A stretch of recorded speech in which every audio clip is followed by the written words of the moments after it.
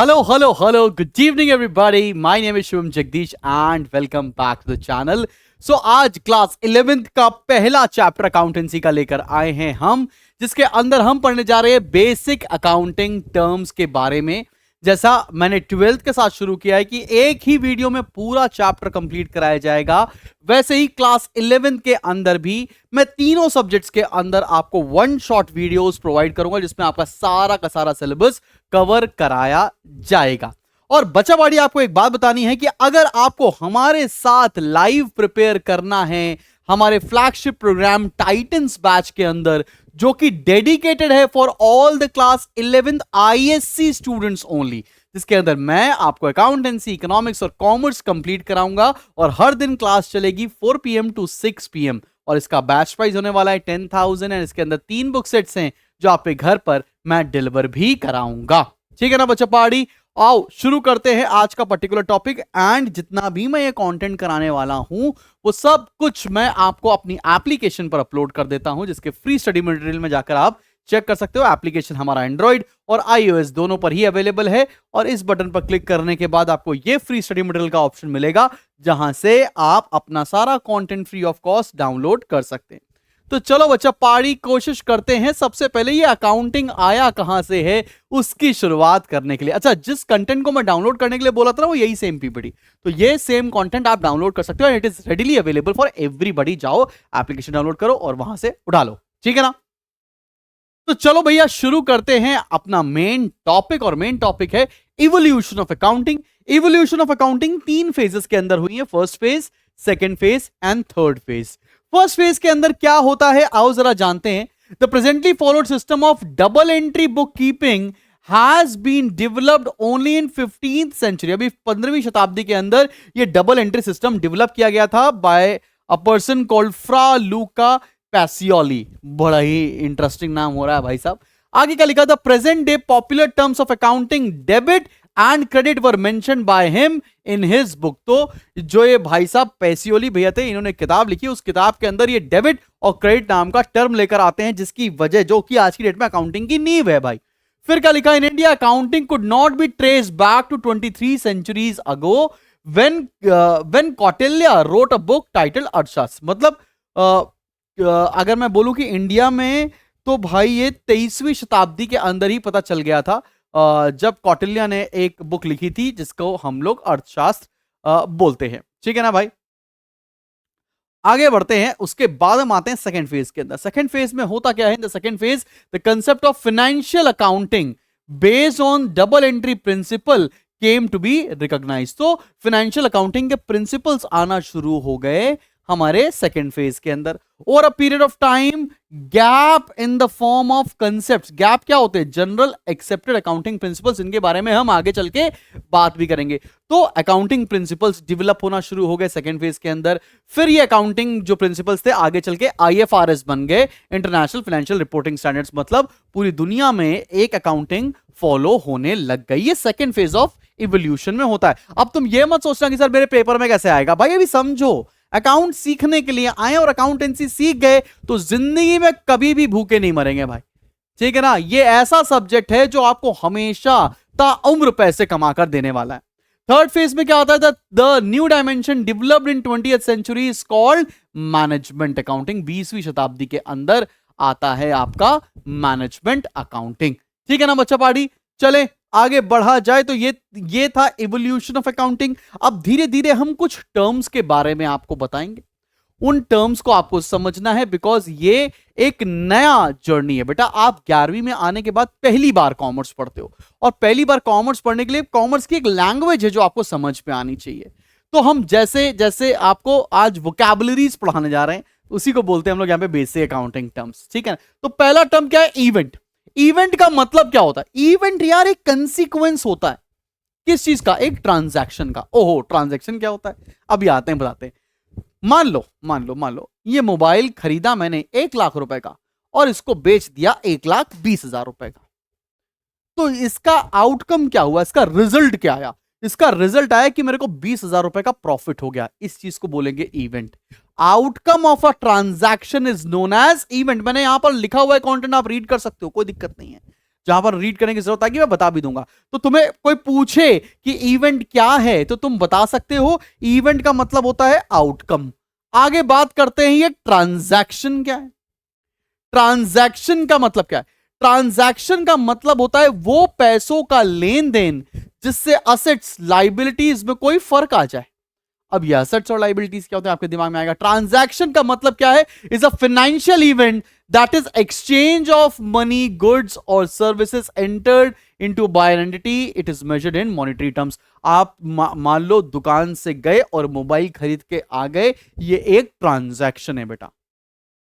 आपने 1 लाख रुपए दिए, आपको फोन मिल गया, आप आ गए बढ़िया बढ़िया घर में मजे कर रहे हैं, ये क्या है? ये ट्रांजैक्शन है बच्चा, ठीक है ना। आगे बात करते हैं ये वाउचर क्या होता है।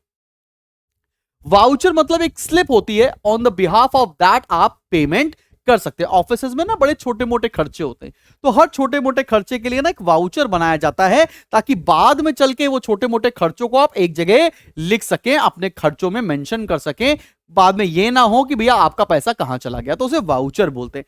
वाउचर का मतलब क्या? It is an evidence of transaction having been entered along with its value. तो ये वाउचर एक तरह का एविडेंस होता है। ये कौन से वाउचर की बात कर रहा हूं मैं? Source voucher. अकाउंटिंग वाउचर क्या होता है? शोज अकाउंट और accounts that are debited and credited by the specified amount. It is prepared on the basis of source voucher. Source voucher का मतलब क्या होता है भैया? किस मद में कितना पैसा खर्चा हुआ है, और उसी वाउचर से जब आप एंट्रीज पास करते हैं तो उसको अकाउंटिंग वाउचर बोलेंगे। तो सोर्स वाउचर पहला और अकाउंटिंग वाउचर दूसरा ट्रांजैक्शन। तीसरी चीज हम बात करते हैं कैपिटल क्या होता है। कैपिटल, लेट्स से मैंने बोला कि ये है भाई साहब मुकेश, ये मुकेश है, अरे अपना मोटा भाई, और मुकेश ने एक बिजनेस स्टार्ट किया जियो, और स्टार्ट करते समय अपने पास से 10 करोड़ रुपए इस बिजनेस में लगा दिए। तो इस 10 करोड़ को पता है क्या बोलेंगे? इसको बोलेंगे कैपिटल। कैपिटल का मतलब क्या होता है मेरी जान? वो पैसा जो बिजनेस का ओनर बिजनेस स्टार्ट करते समय लगाता है बिजनेस के अंदर, उसको हम लोग कैपिटल बोलेंगे। चलें, अब आता है असेट क्या है। असेट का मतलब बड़ा आसान सी भाषा में बताऊं, ऐसी कोई भी चीज जो तुम्हारे पास है, कुछ वैल्यू की है और तुम्हें किसी को वापस नहीं करना है, वो असेट होता है। जैसे ये मेरा फोन मेरे पास है, कुछ वैल्यू का है और मुझे किसी को वापस नहीं करना है, तो ये मेरे लिए क्या कहलाएगा? असेट। तो any economic source of entity which give cash और बेनिफिट्स इन फ्यूचर, ऐसी कोई भी चीज जो आपको फ्यूचर में किसी भी तरह का बेनिफिट या कैश प्रोवाइड कराएगी, वो असेट कहलाएगी। अब असेट देखो दो तरह के होते हैं, एक होते हैं नॉन करंट एसेट्स, एक होते हैं करंट एसेट्स। पहले नॉन करंट एसेट्स की बात करते हैं, उसी को बोलते हैं अपन लोग फिक्स एसेट्स। इसका मतलब क्या है? These assets are owned by the entity which are not held for resale but for revenue generation।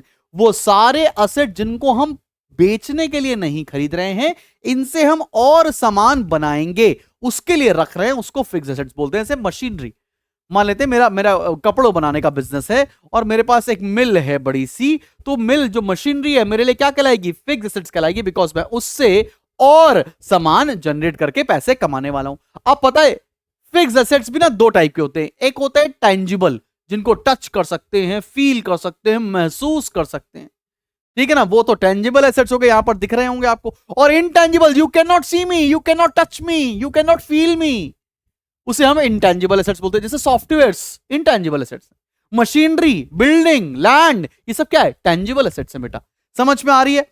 चले आगे बढ़े। अब आते हैं करंट एसेट्स क्या होते हैं। करंट एसेट्स वो एसेट्स होते हैं जिनको आप बेचने के लिए बनाते या खरीदते हो। मान लेते हैं मैंने मोबाइल बनाया, ये मोबाइल बेचने के लिए बनाया है, तो ये मेरे लिए क्या हो जाएगा? करंट एसेट्स हो जाएगा। Any assets which are purchased और प्रोड्यूस्ड फॉर रीसेल, उसे क्या बोलते हैं हम लोग? Current assets. और करंट एसेट्स को बेचकर तुरंत या जल्दी जल्दी पैसा आ जाता है, मतलब with in a period of 1 year. तो यहां लिखा भी है assets held by entity for resale or conversion into cash in a short time। या तो सेल करके पैसा आ जाएगा या उसे हम कन्वर्ट करके कैश में रख सकते हैं, उसको हम लोग करंट एसेट्स बोलेंगे। अब आता है लिक्विड और करंट एसेट्स। लिक्विड एसेट्स क्या होते हैं? लिक्विड एसेट्स वो करंट एसेट्स होते हैं that are cash at bank और कैन बी रियलाइज और converted into cash into a short period. वो असेट्स जो तुरंत के तुरंत कैश में कन्वर्ट किए जा सके, जैसे गोल्ड क्या है, लिक्विड एसेट्स है।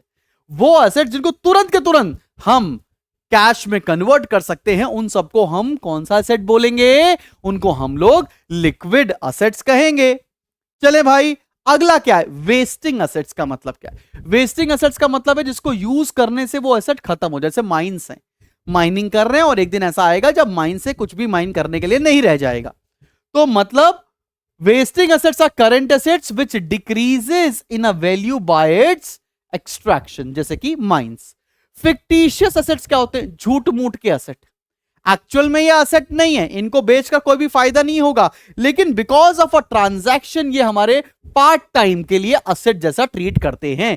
मतलब those assets which can not be realised in cash और no further benefit can be derived from the asset. किसी भी तरह का बेनिफिट नहीं मिलने वाला है फ्यूचर में, उसको फिक्टिशियस एसेट्स बोलते हैं, which comes into existence by an accounting entry, जैसे कि एडवर्टीजमेंट एक्सपेंस। तुम सभी लोगों ने वो सुना है, washing powder Nirma, washing powder Nirma, दूध सी सफेदी निरमा से आई, रंगीन कपड़ा भी खिल खिल जाए, सबकी पसंद निरमा, निरमा वॉशिंग पाउडर निरमा।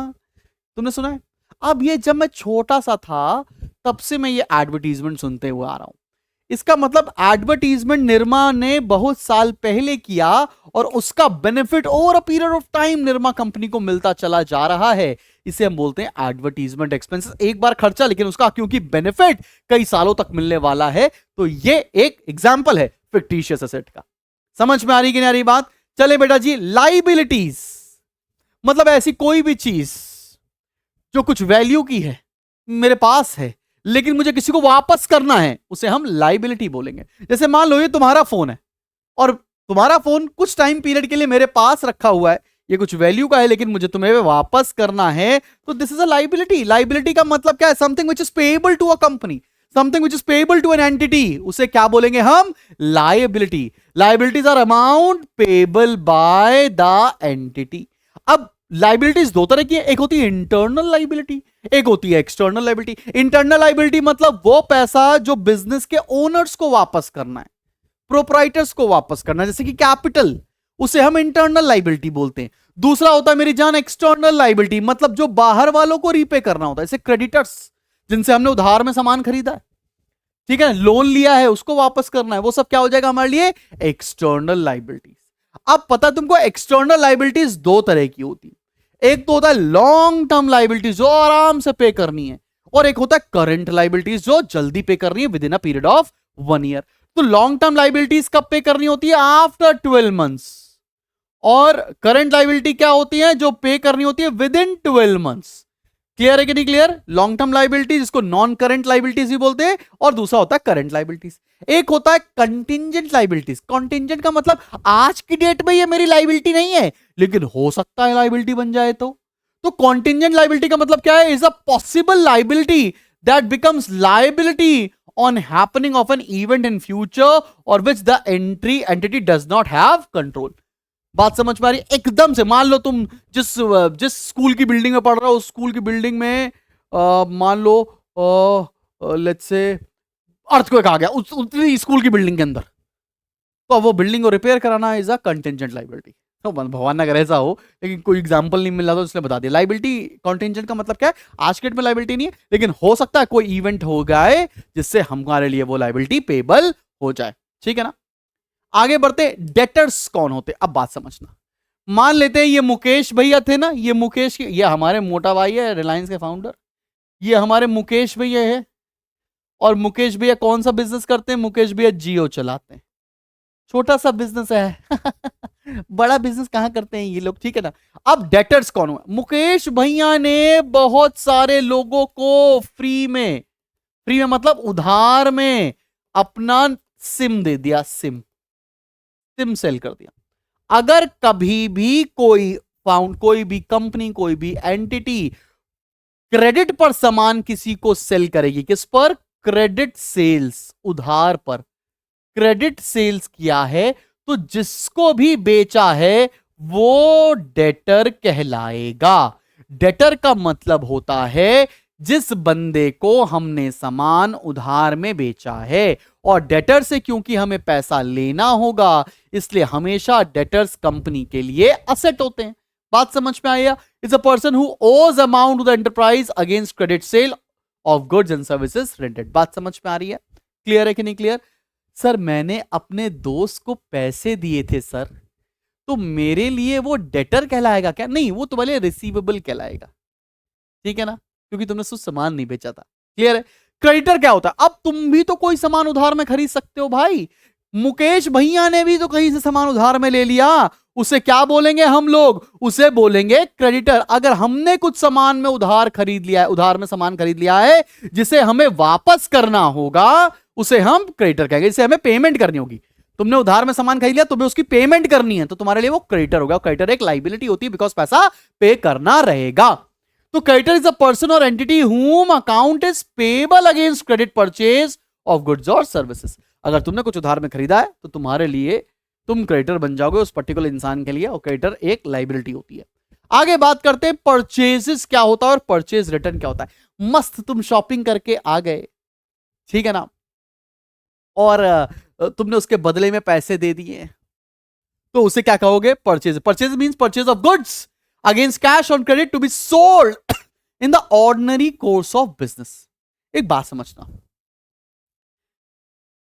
मैं मोबाइल का बिजनेस करता हूं और मैं मोबाइल की परचेज करके लाया हूं, मोबाइल खरीद के लेकर आया हूं ताकि मैं मोबाइल को मार्केट में बेच सकूं, तब मोबाइल मेरे लिए परचेज कहलाएगा। परचेज मतलब those goods you have purchase that particular good which you will be reselling in the market. ऐसा सामान जो तुमने बेचने के लिए खरीदा है उसको परचेजेस कहा जाएगा। अब खरीदा हुआ सामान अगर वापस कर दिया तो उसे परचेज रिटर्न कहलाया जाएगा, और कोई दिक्कत वाली बात नहीं। परचेज रिटर्न का मतलब क्या हो? जो तुम सामान खरीद के लाए, मान लो कुछ सही नहीं था, खराब था, तुमने वो वापस कर दिया, उसको परचेज रिटर्न बोलेंगे। सिमिलरली सेल्स भी तो होती है। सेल्स का मतलब क्या है भाई?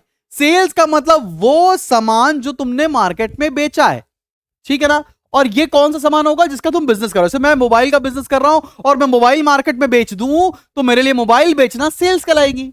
और मान लो कोई कस्टमर अगर मुझे सामान वापस कर जाए मेरा बेचा हुआ, तो उसे सेल्स रिटर्न कहेंगे। क्लियर है कि नहीं क्लियर भाई? सबको 150 रुपए देगा? अरे हाँ, बेचा है सामान, देगा 150 रुपए। चलो भाई आगे बढ़ते हैं। गुड्स ट्रेडेड इन मतलब items that are purchase in cash और on credit for resale. Goods का मतलब क्या है?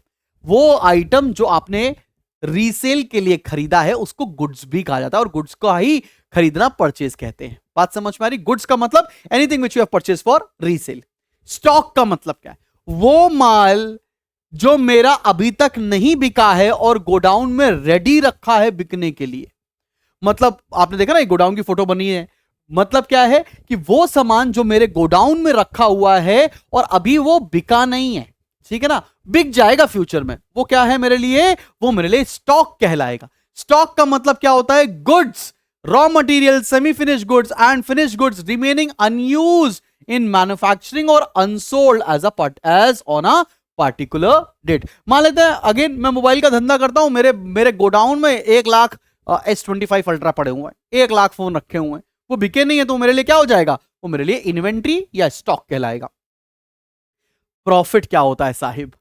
प्रॉफिट का मतलब, प्रॉफिट हमें बहुत अच्छा लगता है सर। प्रॉफिट का मतलब क्या है?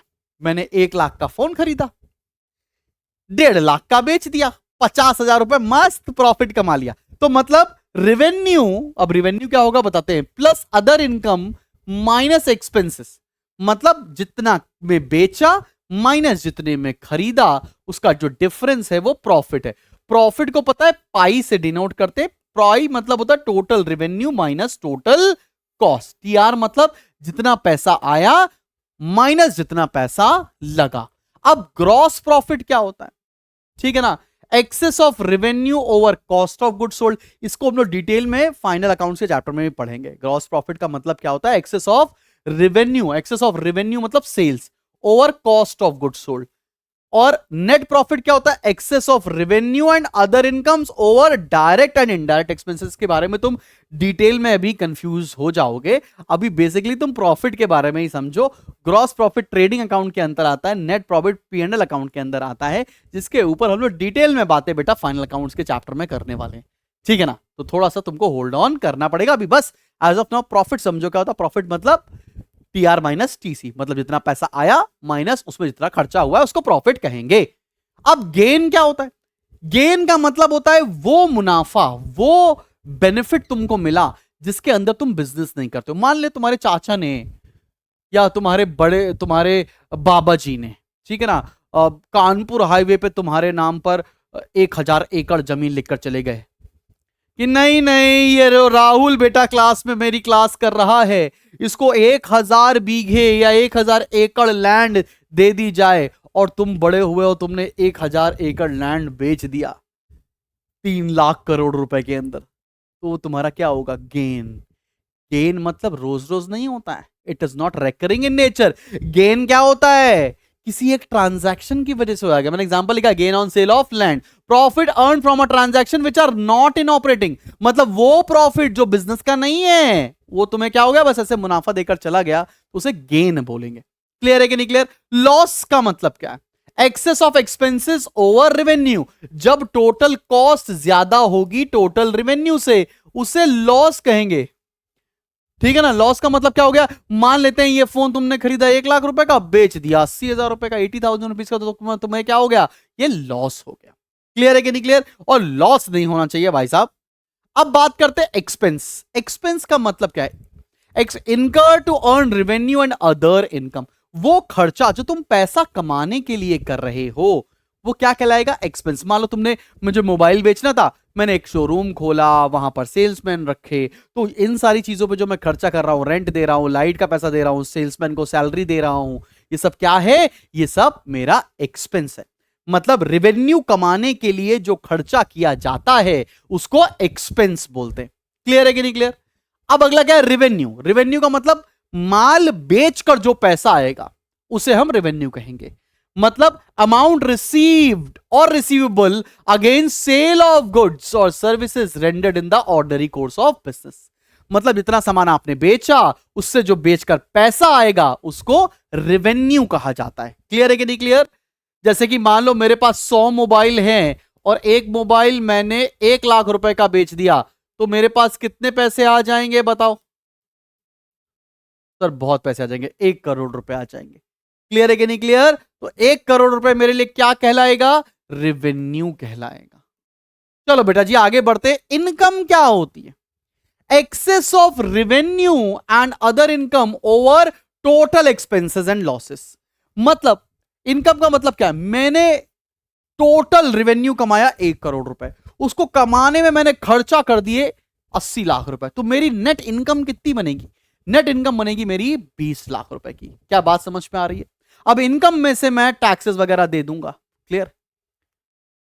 चलो भैया, ड्रॉइंग्स का मतलब क्या होता है? ड्रॉइंग्स का मतलब होता है ऐसा कोई भी सामान या ऐसा कोई भी पैसा जो ओनर ने बिजनेस से निकाला है फॉर प्राइवेट यूज, उसे हम ड्रॉइंग्स बोलेंगे। मैंने बोला ना मेरी मोबाइल की दुकान है, मेरी मोबाइल की दुकान है भाई लोग, ठीक है ना? अब ये मोबाइल मैंने अपनी दुकान से ही निकालकर प्राइवेट यूज करने के लिए लगा दिया है। प्राइवेट यूज के लिए मैंने ये फोन लगा लिया है, अपने लिए ले लिया, तो ये मेरे लिए क्या कहलाएगा? ये मेरे लिए ड्रॉइंग कहलाएगा। ड्रॉइंग का मतलब समझ में आता है? Anything which you have withdrawn from the business for some personal use is known as drawings. Clear है? अब हम बात करते हैं ये कॉस्ट क्या होती है। कॉस्ट का मतलब क्या है? It is the amount of expenditure incurred to a specified article और प्रोडक्ट और एक्टिविटी। कॉस्ट का मतलब क्या? इसको बनाने में जो खर्चा लगा है वो इसकी क्या हो जाएगी? वो इसकी कॉस्ट हो जाएगी। कि इसको बनाने में प्लास्टिक में कितना लगा, प्रोसेसर में कितना लगा, टोटल मिला के लेट्स से 50,000 रुपए लग गए, तो 50,000 इसकी कॉस्ट हो जाएगी बेटा जी। अगला क्या है? एक्सपेंडिचर का मतलब क्या होता है? एक्सपेंडिचर का मतलब खर्चा। It is the amount spent और liability incurred for value received. अब आपको कुछ भी, जो आपने कुछ भी पैसे खर्चा किए हैं वो एक्सपेंडिचर के अंदर आएंगे। एक्सपेंडिचर दो तरह के होते हैं, एक तो होता है कैपिटल एक्सपेंडिचर, एक होता है रेवेन्यू एक्सपेंडिचर। कैपिटल एक्सपेंडिचर का मतलब क्या हुआ? वो पैसा जो फिक्स्ड असेट्स के ऊपर खर्चा हो रहा है उसे हम कैपिटल एक्सपेंडिचर बोलते हैं। और रेवेन्यू एक्सपेंडिचर का मतलब क्या होता है? Expenditure that is charge as expense, benefit of which expires within the accounting period. वो पैसा जो बार बार खर्चा होता है, वो पैसा जो पैसा कमाने के लिए खर्चा किया जा रहा है उसको रेवेन्यू एक्सपेंडिचर बोलेंगे। क्या बात समझ में आई? जैसे मुझे फोन बनाने की मशीनरी खरीदनी थी, तो मशीनरी जो हमने खरीदी वो मेरे लिए कैपिटल एक्सपेंडिचर है। लेकिन जिस शोरूम में मैं मोबाइल बेच रहा हूं उसका रेंट पे करना है, उसकी सैलरी पे करनी है, वो सब जो खर्चा हो रहा है उसे रेवेन्यू एक्सपेंडिचर कहा जाएगा। अब आते हैं रिसीट्स के ऊपर। अब एक होता है रेवेन्यू रिसीट्स, एक होता है कैपिटल रिसीट्स। रेवेन्यू रिसीट्स का मतलब क्या होता है? अमाउंट रिसीव्ड और receivable in the normal course of business. वो पैसा जो आप बार बार माल बेच के रिसीव करते हो, मोबाइल बेचा पैसे आगे, मोबाइल बेचा पैसे आगे, मोबाइल बेचा पैसे आगे, ये मेरे लिए रेवेन्यू रिसीट्स हैं। लेकिन मैंने घर बेच दिया, वहां से जो पैसा आया वो मेरे रेवेन्यू रिसीट्स नहीं, कैपिटल रिसीट्स होता है। मतलब अमाउंट रिसीव्ड और receivable other than those received और receivable in normal course of business. वो पैसा जो तुमको नॉर्मल कोर्स ऑफ बिजनेस में नहीं मिलता है उसे हम कैपिटल रिसीट्स कहते हैं। मशीनरी बेच दी तुमने, उससे जो पैसा है उसे क्या बोलेंगे? कैपिटल रिसीट्स बोलेंगे। बच्चा समझ में आ रहा है? थोड़ा टेक्निकलिटी दिख रही है आपको? अभी अकाउंटिंग में कितनी टर्मिनोलॉजीज है। आगे बढ़ते हैं बेटा जी। अब बात करते हैं अपन लोग डिस्काउंट क्या है। सर डिस्काउंट मुझे बहुत अच्छा लगता है सर। डिस्काउंट मतलब मैं सामान खरीदने गया, मैं जीन्स खरीदने गया सर, 1,000 रुपए की जमीन बोल रहा हूं, जीन्स थी, 500 रुपए का डिस्काउंट मिल गया, बहुत मजा आया सर, मुझे 500 रुपए की ही जीन्स मिल गई। बिल्कुल ठीक है। Reduction in the price of a good और amount due is known as discount. अगर आपको प्राइस में कुछ भी छूट मिलती है, कुछ भी पैसा कम हो जाता है, उसे डिस्काउंट बोलते हैं। डिस्काउंट दो तरह का होता है। एक तो होता है trade discount, deduction allowed in price of goods by the seller, कि भैया ये सामान 1,000 रुपए का है, आपको 200 रुपए कम में पे करना पड़ेगा, मतलब आपको 800 रुपए पे करने पड़ेंगे। इसे बोलते हैं ट्रेड डिस्काउंट। ट्रेड डिस्काउंट मतलब वो डिस्काउंट होता है जो प्राइस पर सेलर तुरंत के तुरंत आपको दे देता है, प्राइस ही घटा देगा, उसे ट्रेड डिस्काउंट बोलेंगे। कैश डिस्काउंट का मतलब क्या होता है? जब आप उसको तुरंत पेमेंट कर दोगे, प्रॉम्प्ट पेमेंट करोगे, कहेगा ठीक है 800 रुपए की चीज है, मैं तुम्हें 100 रुपए और कम में दे दूंगा अगर पैसा तुरंत के तुरंत दे दोगे। इंस्टेंट पेमेंट करने पर जो आपको डिस्काउंट मिलेगा उसको हम कैश डिस्काउंट कहेंगे। बात समझ में आ रही है? ट्रेड डिस्काउंट और कैश डिस्काउंट में डिफरेंस क्या है? एक और चीज होती है इसी से मिलती जुलती, उसको रिबेट बोलते हैं। रिबेट का मतलब क्या होता है? माल सेलर ने बेच दिया, जब परचेजर के पास सामान पहुंचा उसकी क्वालिटी उतनी अच्छी नहीं थी, या हो सकता है कि कोई और रीजन हो, आफ्टर सेल्स जब सेलर कोई डिस्काउंट देगा उसको रिबेट बोलेंगे। मतलब it is a reduction in the value of goods sold allowed by the seller after goods has been sold. बात समझ में आ रही है? और जनरली क्या होता है? रिबेट में भी allowed for poor quality of goods, rebate में भी अलाउड कि अगर आपका प्रोडक्ट डिलीवर देर में हुआ है। तो रिबेट मतलब किसी सेलर की किसी गड़बड़ी की वजह से आपको कुछ डिस्काउंट और मिल जाए once the good is already sold, तो उसे हम रिबेट बोलते हैं। ठीक है ना? रिबेट तब भी मिलता है, कोई अगर मान लो एक इंसान ने बोला कि मैं 3 महीने बाद आपको पेमेंट दूंगा और उसे जल्दी पेमेंट दे दिया, 2 महीने में दे दिया, तो उसको कुछ डिस्काउंट सेलर दे देता है। अकाउंट का मतलब क्या होता है? It is a summarised record of similar transaction.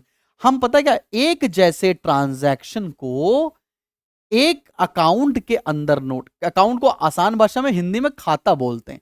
ठीक है ना? उसका पहला कॉलम होता है पर्टिकुलर्स, यहां पर अमाउंट, फिर यहां पर पर्टिकुलर्स और फिर यहां पर अमाउंट। लेट्स से मैंने ये अकाउंट बनाया कैश अकाउंट, तो इस कैश अकाउंट की लेफ्ट वाली साइड डेबिट साइड होती है और राइट वाली साइड क्रेडिट साइड होती है बेटा जी।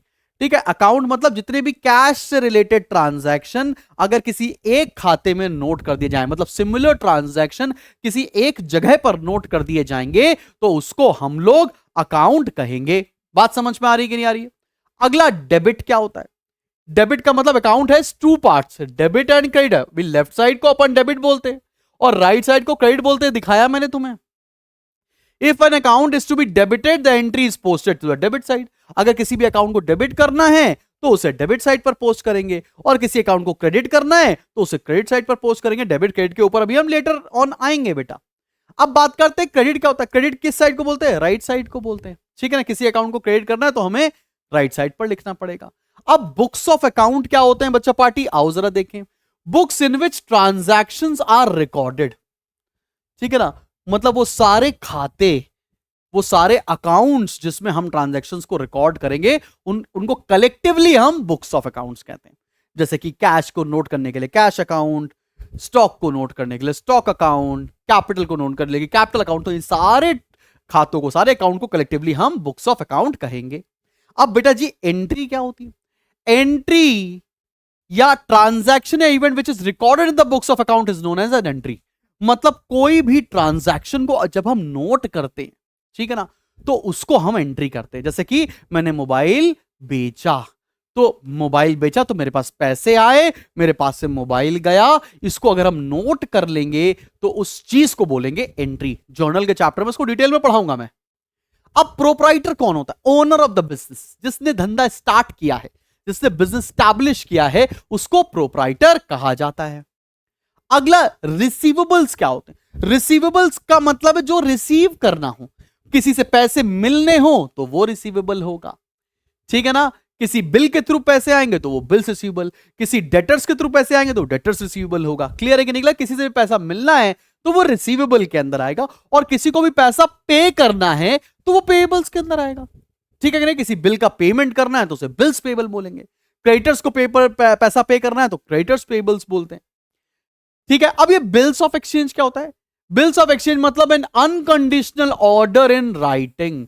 हालांकि बिल्स ऑफ एक्सचेंज एक पूरा सेपरेट चैप्टर है हमारी 11th अकाउंट्स में बेटा, तो वो तो हम करेंगे। बिल्स ऑफ एक्सचेंज का मतलब क्या होता है? एक सेलर होगा जिसे हम लोग ड्रॉअर बोलते हैं, एक ड्रॉई होता है जो बायर होगा, और इनके बीच में एक एग्रीमेंट होगा। उस चीज को, वो अनकंडीशनल होता है, मतलब उसको चेंज नहीं किया जा सकता। उस डॉक्यूमेंट को हम लोग बिल्स ऑफ एक्सचेंज कहते हैं। Do not worry, this will be completed in a very detailed manner once we'll be studying this particular chapter. Promissory note, promissory note मतलब क्या होता है? ऐसा कोई भी चीज जो रिटन में प्रॉमिस करती हो कि भैया ये पर्टिकुलर पर्सन हमें एक पर्टिकुलर अमाउंट पे करेगा। Promissory note is recognised and legal by law. अगर मैंने आपको प्रॉमिसरी नोट दिया है कि मैं आपको 2 महीने बाद पैसे देने वाला हूं, तो आई कैन बी लीगली सूड अगर मैं आपको 2 महीने बाद पैसे ना दूं। तो जो आपको सरकार नोट भी देती है ना, वो भी एक प्रॉमिसरी नोट होती है। मतलब सरकार उसमें प्रॉमिस करती है कि मैं धारक को लेट से 500 रुपए देने का प्रॉमिस करता हूं, ठीक है। प्रॉमिसरी नोट का मतलब क्या है?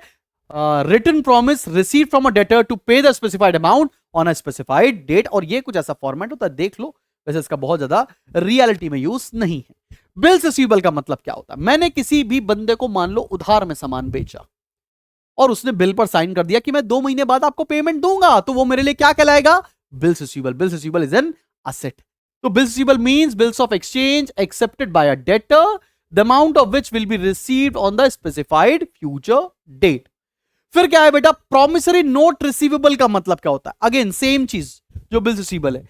Written promise receive from a debtor to pay the specified amount on a specified date. It is very similar to bills receivable, ठीक है ना। आगे बात करते हैं पेबल। मतलब जब आपको कोई पैसा, बिल पेबल मतलब आपने एक एक्सेप्टेंस दे रखा है कि मैं आफ्टर 2 मंथ्स आपको पैसा पे कर दूंगा। मैंने उधार में किसी से सामान खरीदा और मैंने एक बिल दे दिया कि मैं 2 महीने बाद तुम्हें पैसा पे करूंगा, तो वो मेरे लिए बिल्स पेबल हो जाएगा। सिमिलरली इसी चीज को हम लोग प्रॉमिसरी नोट पेबल भी बोलते हैं। जब क्रेडिटर एक एक्सेप्टेंस देता है कि मैं 2 महीने बाद, 3 महीने बाद, 4 महीने बाद तुम्हें पैसा दे दूंगा, तो उसकी तरफ से प्रॉमिसरी नोट पेबल कहलाएगा। Payable, anything which is payable is a liability, याद रखना। डेप्रिसिएशन क्या होता है? नया टर्म आ गया। मान लेते हैं मैंने कार खरीदी फॉर्च्यूनर, और मैं उसको इस्तेमाल कर रहा हूं, चला रहा हूं, पहाड़ में ले जा रहा हूं। 50 लाख की गाड़ी खरीदी, 2 साल बाद क्या वो 50 लाख की बिकेगी? नहीं, 2 साल बाद से वो 40 लाख रुपए की बिकेगी। तो जो वैल्यू ऑफ असेट में जो कमी आई है because of wear and tear, because of usage of that particular asset, उसको हम लोग डेप्रिसिएशन कहते हैं। डेप्रिसिएशन का मतलब क्या होगा? Decrease in the book value of a fixed assets because of being used, wear and tear. समय के साथ, इस्तेमाल करने के साथ जो असेट की वैल्यू में कमी आएगी, उसको डेप्रिसिएशन कहा जाएगा। अब बात करते हैं ये कॉस्ट ऑफ गुड्स सोल्ड क्या होता है। मतलब कितने का सामान आपने मार्केट में बेचा है। ये मोबाइल है, इसका लेट से कॉस्ट है 80,000 रुपीज। तो 80,000 का अगर मैं सामान मार्केट में बेचूंगा तो उसकी कॉस्ट ऑफ गुड्स सोल्ड कितनी कहलाएगी? 80,000 रुपीज। बड़ी सिंपल सी बात है। अब बातें हैं बैड डेट्स क्या होता है। बैड डेट्स बड़ी इंटरेस्टिंग चीज है, बात समझना। मैंने किसी को उधार में सामान बेचा, ठीक है ना, और उससे 1 लाख रुपए लेने थे। मैंने मोबाइल बेचा अपने दोस्त को कि ये लो भाई मोबाइल ले लो, 1 लाख रुपए तुम बाद में दे देना। बाद में मुझसे फोन पे कहता है भाई मेरे पास तो पैसे ही नहीं है भाई। तो तुम्हारा तो कट गया। बैड डेट्स मतलब तुम्हारे पैसे मर गए। Amount which is not recoverable is known as bad debts. ऐसा पैसा जो रिकवर नहीं किया जा सकता है उसे बैड डेट्स कहा जाएगा। अब आते हैं और बात करते हैं इंसॉल्वेंट। इंसॉल्वेंट मतलब बैंकरप्ट हो जाना, दिवालिया हो जाना। ठीक है, जैसे अनिल अंबानी थोड़े दिन पहले बैंकरप्ट हो गए थे। बैंकरप्ट मतलब you are not in a position to repay the amount. मतलब insolvent is a person who is unable to pay his debts, उसको हम लोग इंसॉल्वेंट कहते हैं। इंसॉल्वेंट मतलब दिवालिया हो जाना, बैंकरप्ट हो जाना। सॉल्वेंट का मतलब क्या होगा? मतलब a person who is in a position to pay his debt. ऐसा कोई इंसान जो अपने उधार को पे कर सकता है, वो सक्षम है वो अपने उधार को पे करने में, उसे हम लोग सॉल्वेंट कहेंगे। क्लियर है कि नहीं क्लियर? बुक वैल्यू का मतलब क्या होता है? असेट जो आपने बुक्स ऑफ अकाउंट अपनी बैलेंस शीट में नोट कर रखा है, जिस वैल्यू पर, जिस असेट को आपने अपने बैलेंस शीट पे दिखा रखा है, अकाउंट्स में दिखा रखा है, उसको अपन लोग बुक वैल्यू कहेंगे। इन्वेस्टमेंट का मतलब क्या होता है? आपने कुछ पैसा बैंक में रखा है, सिक्योरिटीज में रखा है, या कहीं इन्वेस्ट कर रखा है जिससे आपको फ्यूचर में और उससे रिटर्न मिले, उसे इन्वेस्टमेंट्स कहेंगे। जैसे तुम्हारे पिताजी ने लेट्स से 10 लाख रुपए की एफडी कर रखी है बैंक के अंदर, तो 10 लाख की FD will be your investment. FD मतलब फिक्स डिपॉजिट्स। अगला क्या है? Balance sheet. बैलेंस शीट बेटा जी इस साल हम लोग पढ़ने वाले। इस बैलेंस शीट में देखो दो साइड होती है, एक लाइबिलिटी साइड होती है, फिर अपन अमाउंट को लिखते हैं, लाइबिलिटी साइड होती है, और एक राइट साइड को हम लोग असेट साइड बोलते हैं। ठीक है ना? लाइबिलिटीज अमाउंट, असेट और अमाउंट, ये होता है हमारा बैलेंस शीट का फॉर्मेट। और बैलेंस शीट में लाइबिलिटीज में कैपिटल को भी लिखा जाता है, because capital is a liability. Detail में फाइनल अकाउंट्स के चैप्टर में पढ़ेंगे। So I guess almost the chapter is done, only one topic is left, entity. An organisation जो बिजनेस करने के लिए डेवलप हुई है उसको एंटिटी बोलेंगे। जैसे ऑब्सेशन, जैसे कि रिलायंस बिजनेस करने के लिए उसका एस्टैब्लिशमेंट हुआ है, तो उसको एंटिटी कहा जाएगा। ठीक है बच्चा पाड़ी, so this is it from your first chapter. और बच्चा पाड़ी फिर बोलता हूं कि अगर आपको मेरे साथ लाइव पढ़ना है तो फ्लैगशिप प्रोग्राम टाइटन्स के अंदर आप एनरोल कर सकते हैं, और डिस्क्रिप्शन में लिंक मिल जाएगा। In case if you have any kind of query you can call us on 8112601234, and for downloading this entire PPT you just need to download our application, और फ्री स्टडी मटेरियल से आप ये PPT उठा सकते हैं। कोई भी दिक्कत परेशानी लगती है तो हेल्पलाइन नंबर पे फोन लगाओ। मिलते हैं बहुत जल्दी एक नेक्स्ट वीडियो के साथ। Till then keep smiling and keep learning. और तुम्हारा अभी भी बोर्ड का रिजल्ट आया है, कैसे नंबर आया बताओ ना कमेंट सेक्शन में।